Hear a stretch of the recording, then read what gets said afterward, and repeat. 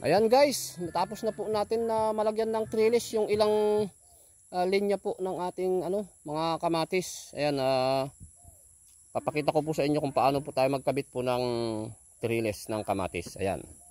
Ito po. Yan oh. Yan, una ikakabit po natin dito, tali dito. Tapos doon, then iikot natin diyan ng ilang ikot. Then to second layer ng trellis, po. So dahil lampas na siya sa second layer na trellis, magkakabit na naman tayo ng extension uli ng liting papunta po ng 3 layer. Ito, papunta po ng 3 layer. Yan. Tapos pag habang lumalaki siya, dito po natin siya ikakabit dito habang lumalaki. Ano po? So yan, bubulaklakan na po kasi yung kamatis po natin. Yan kaya medyo binibilisan ko po na na kabitan ng trellis. Ayan, may bunga na nga po ay may bunga na po siya. Yan po yung kamatisan po natin Kita ko po sa inyo yung kamatisan po natin. Hindi ko pa po nalagyan lahat ng trellis. Ayan po. Ayan. Yan po yung kamatisan po natin. Yan. Papunta po doon sa dulo. Ayun paikot. Papunta po diyan. Ayan. Yan. Yan po yung kamatisan po natin. Hanggang doon po sa dulo. Ano po? So yan Ito naman kung mapapansin po ninyo ito, kasi mas mababa pa lang siya. Mas mababa pa lang yung kamatis. Hindi po kasi pare-parehas ang laki ng kamatis. Ano po, ng paglaki.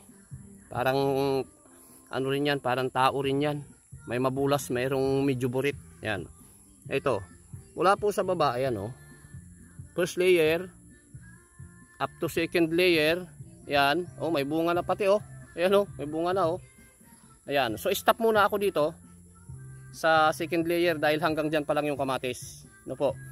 Pag tumaas na naman po yung kamatis, ngayon magkakaroon na naman po, extend ko na naman po itong may extension na naman pong idudugsong dito sa papuntang 3 layer. Ito po yung liting. Papunta po ng 3 layer. Ito po yung ating ito po yung ating ito yung pangatlong layer. Ito, pansinin niyo ito. Ito. Yan. Mula po diyan sa second layer papunta po ng 3 layer. Ayan, papunta po doon. Yan, tatali doon. Ano po? So, yan po mga kasaka. So, mabuhay po ang ating kabuhayan, mga ka-farmers. Ano po? At hanggang dito na lang. So, hindi pa nagkakape si Papa P. Ano po? Gaya ng dati. Punta na naman ako dun sa may kubo at makapagkape. Doon na naman kasi yung mga kasamahan kong dalawa. Kakape na sila. Ano po? So, yan po yung kamatis po natin. Yan. Ano po? Okay. So, thank you sa mga nakakapanood po ng aking video. Makakapulot po kayo dito ng munting kaalaman base po sa aking experience. Ano po? Ang inyo pong kasaka, Papa P. God bless us all.